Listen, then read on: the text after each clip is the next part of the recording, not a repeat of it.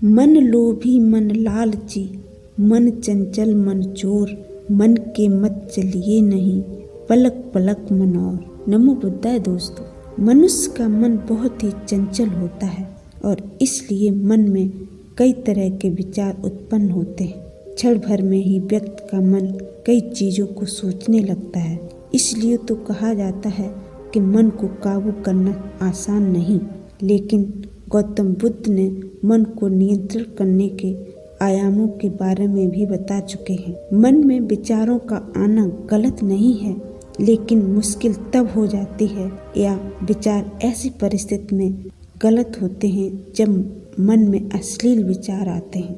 कभी कभी तो न चाहने के बावजूद भी मन में अश्लील विचार आते हैं। अगर आपके मन में भी ऐसे विचार आते हैं तो गौतम बुद्ध की इस कहानी से आपके विचारों में जरूर बदलाव आएगा। गौतम बुद्ध अपने भिक्षुओं को उपदेश देने के साथ ही उन्हें भिक्षाटन के लिए भेजते थे।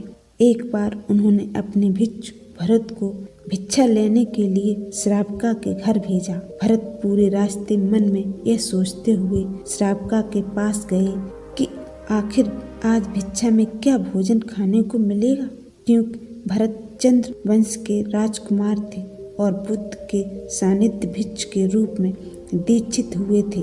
हमेशा भरत को महल में खाने के लिए स्वादिष्ट पकवान मिलते थे, लेकिन आज भिक्षा के रूप में उसे जो भी मिलेगा संतुष्ट होना पड़ेगा। श्रावका के घर पहुंचकर भरत ने भिक्षा मांगी।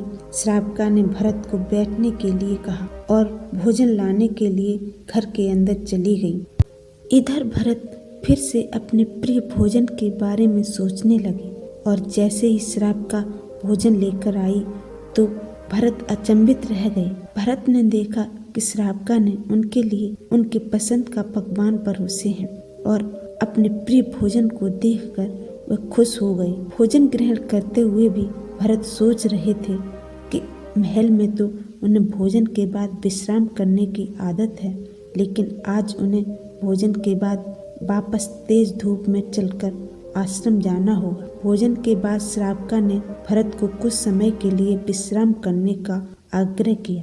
भरत फिर से खुश हुए कि आखिर आज उनके मन की सारी इच्छाएं कैसी पूरी हो रही हैं। इसके बाद भरत कुछ देर विश्राम करने लगे, लेकिन विश्राम करते हुए भी लेटे लेटे वे सोचने लगे कि आज तो मुझे भोजन के बाद विश्राम करने को मिल गया, लेकिन ऐसा रोज रोज नहीं होगा। जब भरत विश्राम के बाद उठे तो श्रावका ने कहा कि आप जब तक चाहें यहाँ ठहर सकते हैं। भरत अब समझ गए कि ये कोई संयोग नहीं हो सकता। उन्होंने श्रावका से कहा कि मुझे क्षमा कीजिए, क्या आप मेरा मन पढ़ सकती हैं?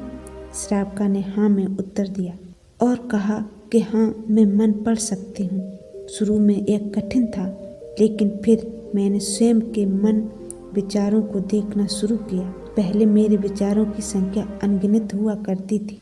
इसके बाद मैंने विचारों पर ध्यान केंद्रित किया, बिना पक्ष विपक्ष के अपने विचारों को देखने लगे। धीरे धीरे मेरे मन के विचारों की संख्या कम होती गई और सारे व्यर्थ विचार दूर हो गए।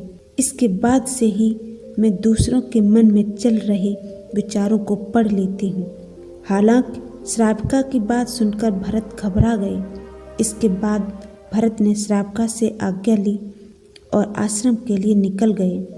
रास्ते में भी भरत फिर से मन में आए विचारों का स्मरण करने लगे कि श्रावका के बारे में उसके मन में अश्लील विचार भी आए थे। श्रावका ने उसे भी जान लिया होगा। वह मेरे बारे में तुम्हारे भीतर क्या विचार उठे उन पर ध्यान केंद्रित करना और यह भी ध्यान रखना कि तुम्हारे मन में कौन सी वासना उठ रही है। तुम कल इन सभी चीज़ों को ध्यान में रखकर जाना और इसके बाद मुझे वापस आकर बताना। अगले दिन भरत भिक्षाटन के लिए गए। बुद्ध के बताए अनुसार वह पूरे रास्ते अपने होश को जागृत रखते हुए चल रहे थे।